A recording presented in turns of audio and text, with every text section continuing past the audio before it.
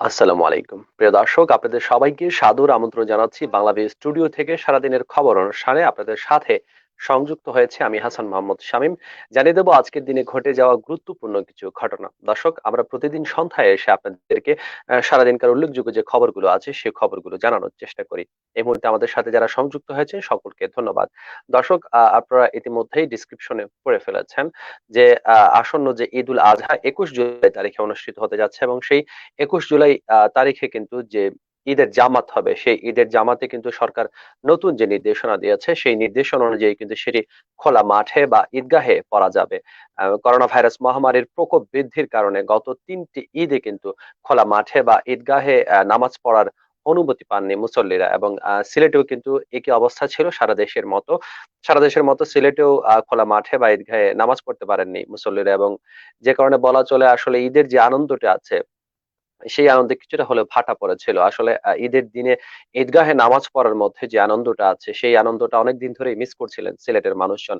এবং যেটি খুশির খবর হচ্ছে সিলেটের ধর্মপ্রাণ মানুষের জন্য যে আগামী 21 জুলাই ঈদ উল আজহার দিনে তারা আবারও সকালবেলায় 3টি ঈদের পর প্রথমবারের মতো স্বাস্থ্যবিধি মেনেই কিন্তু নামাজ পড়তে পারবেন, এবং এই খবরে কিন্তু সিলেট সিটি কর্পোরেশন থেকে আমাদেরকে নিশ্চিত করা হয়েছে। এবং সিলেট সিটি কর্পোরেশন কিন্তু এর মধ্যে ঈদের নামাজের জন্য প্রস্তুত করার জন্য ঈদগাহকে কিন্তু সাজানোর জন্য আবারও ধোয়া মোছার কাজ শুরু করেছেন, এবং এটি আসলে খুবই ভালো একটা উদ্যোগ বলা চলে। দর্শক, আপনার মন্তব্য লিখতে পারেন এ সম্পর্কে। আসলে ঈদের নামাজ ঈদগাহে পড়ার অনুমতি দেওয়া কতটুকু ঠিক হলো বা আপনি কতটুকু আনন্দিত, সে ব্যাপারে কিন্তু আপনি আপনার মন্তব্য এখনই কমেন্টস বক্সে লিখে জানাতে পারেন। পশুর হাট বসছে সব দিকেই। পশুর হাট নিয়েও কিন্তু সারাদিন ধরেই আমরা আপনাদেরকে জানানোর চেষ্টা করছিলাম, বৈধ অবৈধ এখনো পর্যন্ত কিন্তু সিলেটের প্রশাসন থেকে কোথাও কোনো বৈধ হাট বসানোর অনুমতি দেওয়া হয়নি, এবং হাট বসানোর যে প্রক্রিয়াটি আছে সেটি কিন্তু চলছে।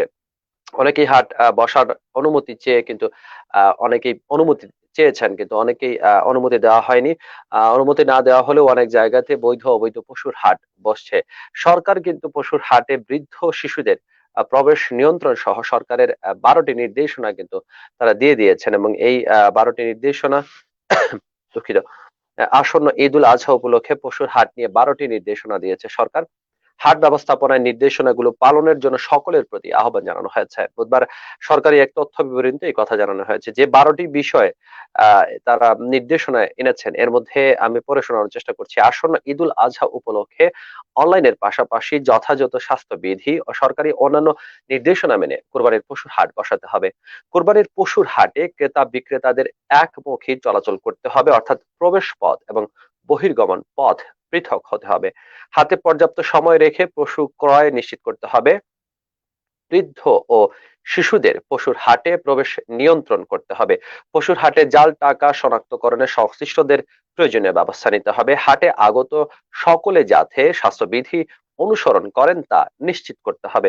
হাটে আগত ক্রেতা বিক্রেতাদের প্রত্যেকের তাপমাত্রা মাপার যন্ত্র, হাত ধোয়ার জন্য পর্যাপ্ত বেসিন, পানি ও জীবাণুনাশক সাবান রাখতে হবে। অনলাইনে পশু বিক্রয়ে মানুষকে উৎসাহিত করতে হবে। অনলাইনের মাধ্যমে পশু কেনা বেচার জন্য সব ব্যবস্থা নেওয়া হয়েছে। এই জন্য www.digitalhat.net প্ল্যাটফর্মে সারা দেশের 241টি ডিজিটাল হাট কিন্তু সংযুক্ত করা আছে, এবং সেখান থেকে মানুষজন চাইলে গরু কিনতে পারবেন। দর্শক, আরো কিছু নির্দেশনা দেওয়া হয়েছে। যানবাহন চলাচলে বিঘ্ন ঘটায় এমন স্থানে পশুর হাট বসানো যাবে না। এই নির্দেশ অমান্যকারীদের বিরুদ্ধে মোবাইল কোর্টের মাধ্যমে আইনগত ব্যবস্থা নেওয়া হবে। পশুর হাটে সামাজিক দূরত্ব মেনে লাইনে দাঁড়ানো, প্রবেশ ও বের হওয়া নিয়ন্ত্রণ নিশ্চিত করতে হবে। সরকার নির্ধারিত স্থানে পশু কোরবানি দিতে হবে। পশু কোরবানির পর 24 ঘন্টার মধ্যে সংশ্লিষ্ট কর্তৃপক্ষকে বর্জ্য অপসারণের প্রয়োজনীয় ব্যবস্থা গ্রহণ করতে হবে। দর্শক, শুনছিলেন কোরবানির পশুর হাটের 12টি নির্দেশনা। সেখানে উল্লেখযোগ্য হচ্ছে মানুষের তাপমাত্রা মাপার যে যন্ত্র সেটি থাকতে হবে, হাত ধোয়ার জন্য বেসিন থাকতে হবে, সবাইকে মাস্ক পরতে হবে, এবং মানুষের চলাচলের যে পথটি আছে সে পথটি উন্মুক্ত থাকতে হবে, এবং ঢোকার পথ এবং বের হওয়ার পথ সেটা কিন্তু আলাদা থাকতে হবে। এই বিষয়গুলোর উপরে জোর দিয়েছে সরকার। কুরবানির পশুর হাটে যে অবস্থা আমরা দেখে থাকি প্রথাগতভাবে, সেটা আসলে এই ধরনের যে বিধিনিষেধ দেওয়া হয়েছে সেগুলো আসলে মেনে চলা ঠিক কতটা মানুষ মেনে চলতে পারবেন সেটাও কিন্তু একটা দেখার ব্যাপার। এ ব্যাপারে যদি আপনার কোনো মন্তব্য থাকে সেটা কিন্তু আমাদের কমেন্টস বক্সে লিখে জানাতে পারেন।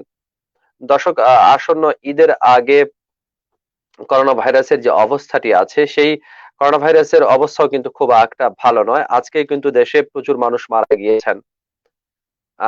আমরা আপনাদেরকে সেই তথ্যটি জানানোর চেষ্টা করছি। এতক্ষণ ধরে জানাচ্ছিলাম দর্শক, আরো ২১০ জনের মৃত্যু হয়েছে আজকে এবং শনাক্ত হয়েছে ১২ জনের বেশি। আজ ১৪ই জুলাই এবং আজকে কিন্তু যে লকডাউনের সময়সীমা আছে সেই লকডাউনের সময়সীমা শেষ হচ্ছে এবং আগামীকাল থেকে আবারও শিথিল লকডাউনের দিকে যাচ্ছে দেশ এবং শিথিল লকডাউনের দেশে দিকে যাওয়ার দিকে আসলে ৭ দিনের যে ব্যাপারটি আছে ৩০ তারিখ পর্যন্ত এবং তারপরে কিন্তু আবারও কঠোর লকডাউন হবে। মূলত ঈদের কারণেই ঈদের নিম্নবিত্ত মানুষের কথা চিন্তা করে পশু কারবারি যারা আছেন, যারা গরু বেচাকেনা করেন তাদের কথা চিন্তা করে লকডাউন শিথিল করা হয়েছে এবং সেই শিথিল লকডাউনের একদিন আগের যে চিত্র সেই চিত্র অনুযায়ী বলতে হয় দেশে করোনায় আক্রান্ত হয়ে আরো ২১০ জনের মৃত্যু হয়েছে। গত ২৪ ঘন্টায় নতুন রোগী শনাক্ত হয়েছেন ১২,৬৩৮ জন। আগের দিনের তুলনায় মৃত্যু এবং নতুন রোগী শনাক্ত কিন্তু অনেকটাই বেড়েছে। দর্শক, করোনা নিয়ে আসলে আমাদের ভয়ের বা উদ্বেগের যে চিত্রটি সেই চিত্রের কারণে আমরা দেখতে পেয়েছি আগে যে করোনার টিকা দেওয়া হতো সেই টিকা নেওয়ার ব্যাপারে মানুষের মধ্যে তেমন একটা উৎসাহ ছিল না, কিন্তু এখন যে টিকাগুলো দেওয়া হচ্ছে সেই টিকা নেওয়ার জন্য কিন্তু মানুষের লম্বা লাইন এবং রেজিস্ট্রেশন করার জন্য মানুষের মধ্যে একটা উদ্গ্রীব ভাব লক্ষ্য করা যাচ্ছে। অর্থাৎ অনেকেই বিশ্বাস করছেন যে আসলে টিকা নিলে তারা হয়তো কিছুটা সুরক্ষা বোধ করতে পারবেন এবং আপনারা ইতিমধ্যেই জেনে গেছেন যে গতকালে কিন্তু সিলেট থেকে শুরু হয়েছে করোনার টিকার কার্যক্রম এবং সিলেট নগরী যারা বাসিন্দা আছেন তারা কিন্তু মডার্না টিকা পাচ্ছেন। আর যারা বাইরে আছেন তারা অন্য একটা টিকা পাচ্ছেন এবং গতকাল ১৬০০ মানুষকে টিকা দেওয়া হয়েছে। আজকের দিনের চিত্র এখন আমাদের কাছে নেই, তবে আজকে কিন্তু পর্যাপ্ত পরিমাণ মানুষ করোনার টিকা পেয়েছেন। দর্শক, আমরাও আশা করব একজন সুস্থ সবল মানুষ হিসাবে আপনি করোনার টিকা গ্রহণ করবেন এবং করোনার টিকা গ্রহণ করে করোনাকে পরাজিত করবেন এবং বাংলাদেশের যে অগ্রগতি আছে বাংলাদেশ তার সঠিক আলোক রেখায় পৌঁছাতে পারবে জনগণের সহায়তা নিয়ে। দর্শক, জানাচ্ছিলাম বাংলাভিউ সারাদিনের খবরে আজকের দিনের উল্লেখযোগ্য ঘটনাবলী।